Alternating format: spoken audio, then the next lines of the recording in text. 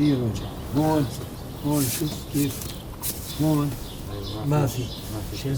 هون ورم من ورم. زمان يعني ولا؟ لا هذا من يومين. من يومين. طيب ممكن بقرا مرة ثانية بالآية أنا بعرفها بالإنجليزي معليش إذا بقرا بالإنجليزي. ما مشكلة. Okay. Our Father is in heaven, hallowed be your name. Your kingdom come and your will be done in the body of Ibrahim. في الاسم المسيح. آمين. أنا صليت الملكوت الله تعالى على الأرض بنفس الطريق زي السماء. إن شاء الله. في شيء فرق أو لسه في وجع؟ إن شاء الله. طيب ما في؟ عن جد؟ ولا إشي؟ ولا إشي. عن جد he said there's no more pain. Really? Really? عن جد ما في إشي. Before I moved to the Middle East, I didn't know Muslims. I didn't grow up in a city that had Muslims. First time I saw a Muslim was on CNN on 9/11.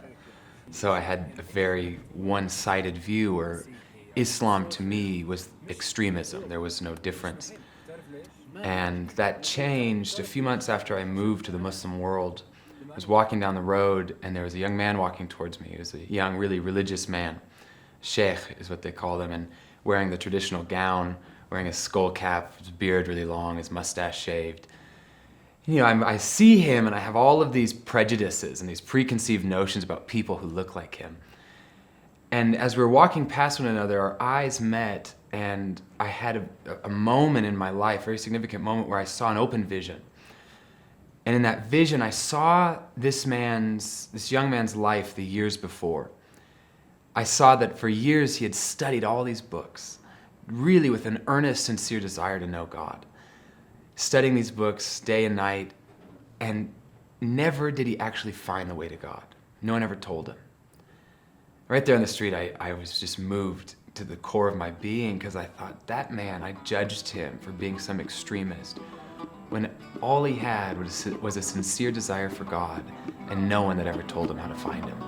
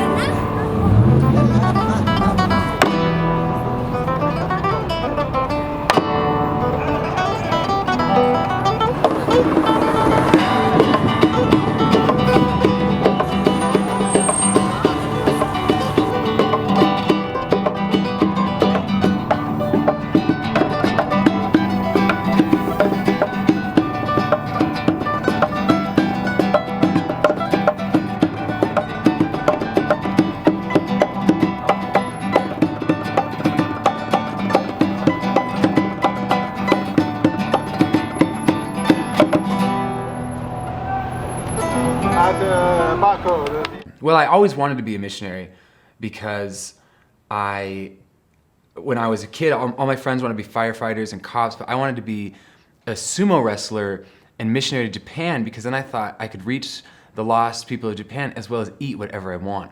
So that was really the first intrigue. And the second one, I was 14 and I watched an Oprah Winfrey after-school special about street children in Eastern Europe, and I wept for 2 hours.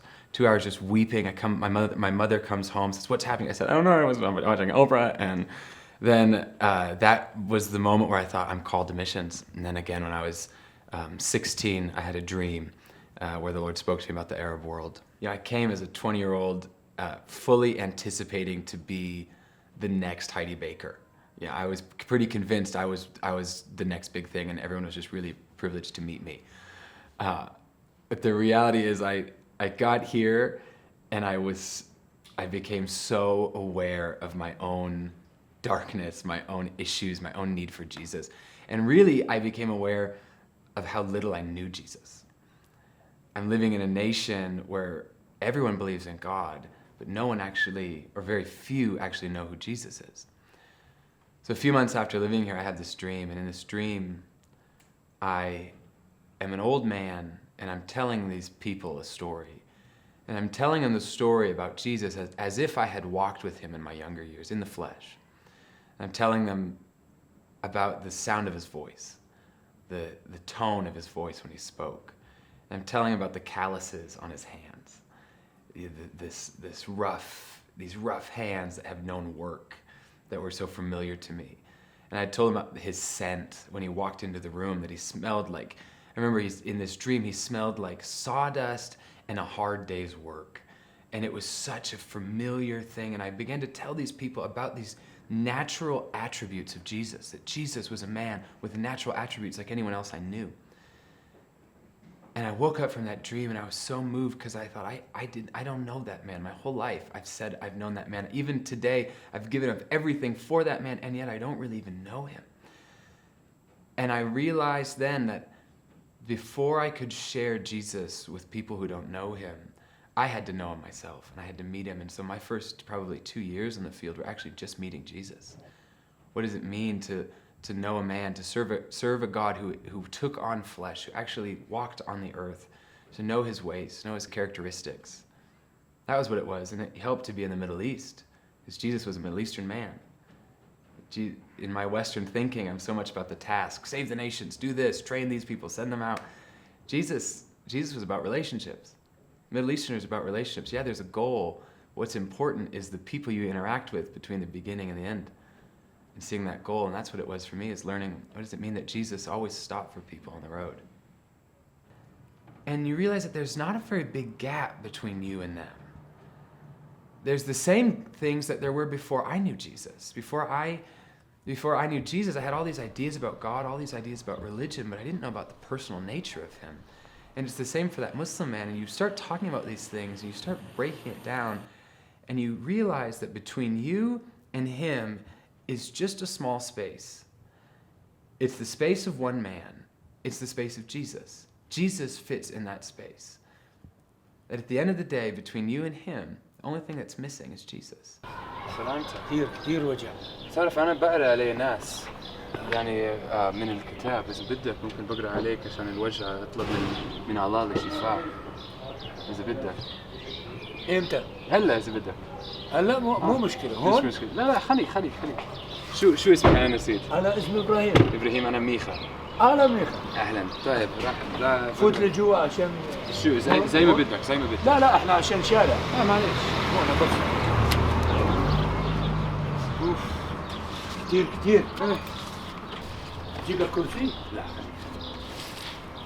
يا الله، أنا بطلب للشفاء لأخي إبراهيم باسم المسيح.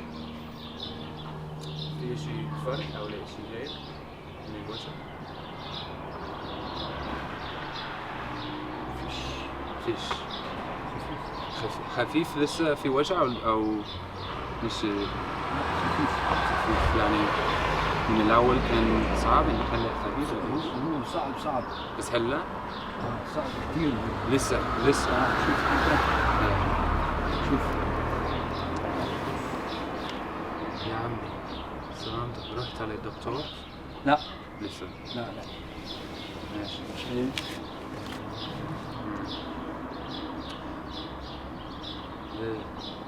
كثير وجع. هون شوف كيف هون أيوة، ما في ما في شيل. تسلل. هون ورا من ورا. زمان يعني ولا لا هذا من يومين من يومين؟ طيب ممكن بقرا مرة ثانية بالآية أنا بعرفها بالإنجليزي معليش إذا بقرا بالإنجليزي. ما مشكلة. Okay. Our Father is in heaven, hallowed be your name. Your kingdom come and your will be done in the body of Ibrahim. في الاسم المسيح. آمين. أنا صليت الملكوت الله تعالى على الأرض بنفس الطريق زي السماوات. إن شاء الله. في شي فرق أو لسه في وجع؟ إن شاء الله. طيب ما في؟ عن جد؟ ولا إشي؟ ليش؟ عن جد he said there's no more pain. Really? وين؟ عن جد ما في إشي. وين؟ لا مش مني بتعرف شو صار؟ عن جد؟ I said really? عن جد؟ بتعرف شو صار؟ أنت اسمع. good friend. لا اسمع يا أخي اسمع. عشان الله بحبك الحمد لله. والله بشوفك ميخا. بشوف الوجه. خليك عمي. واو أنا فرحان جدا عشان الله بحبك. الحمد لله. الحمد لله. واو عن جد ما فيش وجع. عن واو جد. واو. It looks like they're swelling. نشكر الله. شوف ميخا. He's just amazed. ما كان فيه. That he said before he couldn't do that. ما كان فيه هيك. آمين يا رب. نشكر الله. نشكر الله. لا نشكر الله مش أنا. ثانك يو. بتعرف أنت ميخا والله ما في وجع. He swears to God there's no pain. واو نشكر الله. بتعرف في القرآن وفي الإنجيل دائما سيدنا عيسى المسيح بعمل معجزة. بعمل معجزة نعم. أيوه. فزي هيك ومكتوب في الإنجيل للناس هم نؤمن يعني مؤمنين عن مؤمنين جد نعم. في الله نعم. راح يعمل نفس المعجزة زي سيدنا عيسى بالاسم المسيح. الحمد لله. الحمد لله والله هو بشوفك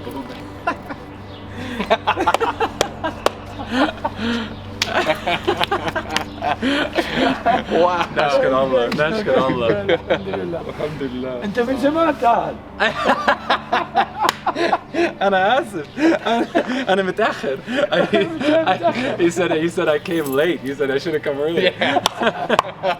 Whoa, I think the challenge of my life, and that is all I could offer to others, is the challenge of Isaiah 53, that Jesus endured it all, that Jesus alone, he's the only man in all of history who is able to live a perfect life, never sinned although being tempted in every way, never giving in to the pressures of life, never becoming offended at anyone, never at all being upset or harboring anger, even though all that he endured, all the injustice, that he is worth everything we have to give him, that he alone is worth it all, that it's not a burden to follow Jesus. His leadership in our life isn't a burden, but it's in fact the greatest blessing.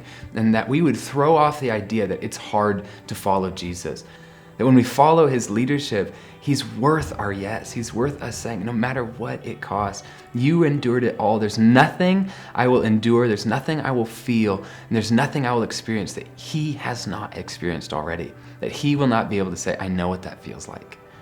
And in the knowledge of the kindness of his heart, it's easy to go on, no matter the cost.